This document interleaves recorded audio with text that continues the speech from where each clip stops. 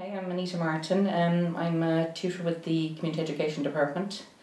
I tutor in areas like confidence building, personal and interpersonal skills, communication skills in general. Yeah. I suppose initially, the most important element for me was preparation, because I think I found the first time I used it, I went in the first day maybe without having sufficient preparation done, and I found as I was speaking I wasn't getting people on board, so I actually sort of drew back and I said, look, we'll talk about it again next week, and I went away and did an awful lot more work on it myself, because I think when you're asking people to do something that's in addition to what they had estimated they'd be involved in, you have to have a good reason for it. So I went back at home when I prepared and I thought, okay, these are the reasons why I'm requesting it to do it, and that also was very important for me. I thought I actually presented it as a request as opposed to somebody saying, well, you know what, we have to do this and this is what it is. And I think people reacted better to that in that way. And like the reasons I gave, I don't know if you want them at this stage or not, but the reasons I gave were things like, I presented it as some way of them helping us out, that we were just beginning this phase, was a pilot phase, and it would be great if they would come on board. I also presented it as something that they could do for themselves. That this was like, it was a kind of a self-assessment tool, would give them a sense of how much they'd progressed and how much they'd learned. And even though I would always do evaluations after class, really, with the evaluations, I think oftentimes I feel that they're giving you feedback about yourself and saying, you're great, you're brilliant, or whatever. But this was about offering them a potentiality for actually looking at their own learning and seeing how they progressed. I also said it would help me out, because I think it does, and I think that has been one of the factors that I hadn't anticipated using, but it has done. Like, it has given me feedback on what they reacted to in my courses, and where they felt that they were maybe their learning had been most strong. So from my point of view, that was good. So when I actually brought it in and I spoke to them about it, they were actually quite enthusiastic once I'd come up with those reasons. Well, no, enthusiastic is a bit of an exaggeration. They were open to it, and I just felt after that, one of the courses, or one of the groups that I used would have been an ongoing course for me. So I would have previously, had them the previous year and the year before that as well, and the court would have changed slightly, but I was delivering the court, capturing the wider benefits learning. I was using the tool between September and Christmas, but they would have known the type of work I would have done, so they would have found it very easy to determine the learning outcomes, because we'd have established them over a period of time, and that was very, very simple. I found for the other group, the Cool Talking group, because it was a subject that they were new to, asking them about the learning outcomes. I didn't do it initially, I just introduced the idea of it, and then what I did is I went down to my class normally, and whenever I started class I would always do an element on the flip chart around course content. So I said, this is what I intend covering.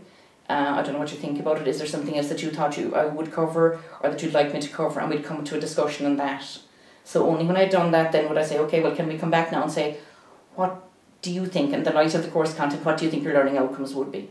Because I think asking the learning outcomes when they were coming into a class called Cool Talking, well, I mean, what could Cool Talking be about? One person actually, initially when I started the class, told me that she thought it was about using cool words with her kids so that she'd understand what they were saying to each other. And I thought, okay, I don't even know that. But so I just felt that was very important. And once we'd established those parameters, I found the learning outcomes easy enough to come to. What I asked people to do was, I brainstormed and said, look, just think of words, okay?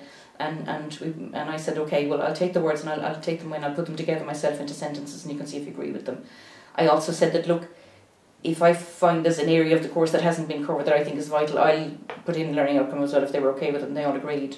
So then I would just go home, take their words, create sentences, by the end of this course I will hope to have learned how to, or whatever. And second class then, or second or third class, I would generally bring them back in and say, look, these are what we agreed, are you okay with them? Now in both classes I then didn't refer to it again until the final class, which I think was actually a mistake in retrospect, because I came in the final class and said, okay, now we'll do the capturing the wider benefits learning tool or whatever, and everybody was looking at each other saying, what the hell was that and what's she on about? So I think if I was doing it again, I would keep mentioning it, and I would bring it up, maybe even have it written on a flip chart and refer to it every class and just say, look, see how you're doing around these. But as I say, I didn't do that at the time. So what I did was, we'll say the final class, I would come back in and I'd have the hand out the tool itself, and would read through it, and I just asked them to rate the outcomes, the learning outcomes, in terms of how they felt they were with them prior to the course and how they felt they were with them afterwards. That actually seemed to be easy enough. People didn't have a difficulty with it. Apart from there was one issue that people had. I was just, when people were doing it, I was going around and that, and I just noticed one woman actually had lower levels after doing my course than she had beforehand. So I was panicking to myself, thinking, God, this is awful, So anyway, I just said to her, look, I just noticed, and I said, I'm sorry, did you not feel you learned anything from the course? But she had just misinterpreted what I'd said, so she'd actually, she thought the lower rating was actually a better rating, so it was like that you would reduce your difficulty in it. There was huge learning for me in that as well, because I had made huge assumptions about not being, so for future reference, I think if I was using it again, I'd literally take an example and say, okay, so if this was the situation, and if you felt maybe you were 2, and then after the course you felt you were 5, that would mean that you'd improved. I think I didn't do enough of that. I didn't make it explicit enough, The final portion then, in terms of the impacts and on themselves in terms of the learning, I did that 2 different ways, because I found the first way didn't work particularly. The first group I did it with, I just did a general brainstorm, and anything anybody said I wrote down on the flip chart, because I suppose I was worried around literacy issues that people might have a problem with, whatever. But what I found people did was they just took everything that was on the flip chart down and wrote it on the page, so everybody almost had the same one. So for the second time I did that, what I did was in each of the 4 categories, the personal learning and the health and well-being and the family community and their education routes or whatever, I just gave them an example of what it might be like. And then I asked them to divide into groups of 3 and 4, and I said, talk about it and discuss it. Call out words to me and I'll write out the spelling of them on the board if you want. So I felt I got better feedback from that point of view, because they weren't just necessarily copying everything down that I had said. Really then after that I didn't have much to do with it. The first group I actually fed back to them the representations afterwards, the chart and the Wordle or whatever. They weren't really interested in the whole bar charts with the Wordle. They were fascinated by that. It was something they created and they had huge ownership of it. The other group then, the class was only maybe 5 or 6 weeks long, and I didn't have access to them, so I didn't go back to them to give them feedback, which I thought was a pity.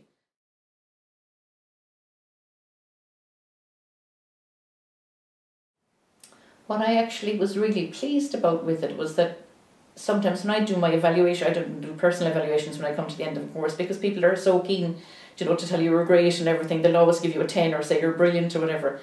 And in this, it seemed much more realistic to me, because people weren't saying they went from a 2 to a 10.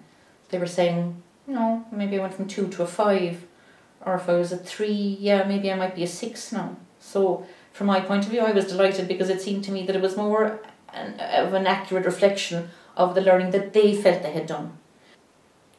I don't think any of them actually spoke about this, but to me there's an empowerment in it for learners to actually be able to say that no, it's not a tutor saying you're very good at this or you're great at that. It was actually allowing them to say, okay, yeah, I've improved. I've really improved my skills here, and this is how it has made an impact in my life. And I think that can't be but empowering, and to see all of that then represented visually and in print, I think they were very pleased with it.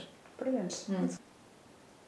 I think for me, not that I didn't ever know it. I mean, you remember when we came together and we were, I suppose, formalising the tool and everything, we all had anecdotal stories of the impact that our courses have on learners' lives. But sometimes you forget it, and in the mundane routine of doing every day going in, you just forget that for some people, coming to these courses has huge impact. When you hear people saying that it was a reason to get up in the morning, it was a reason to get out of the house. They hadn't spoken to anybody else since the previous class. And there's something humbling about that as well, that it's not even maybe, we think our subject matter is the most amazing, wonderfully erudite element of it, but the actual being there and somebody listening and being present to them is huge for them.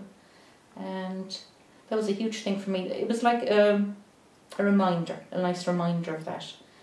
But also I think I got some information myself as well about my course and that, because you could see maybe some areas people felt had benefited them more than others. So it was like thinking ahead in terms of, the next year you're delivering the course, that it had an impact that way as well.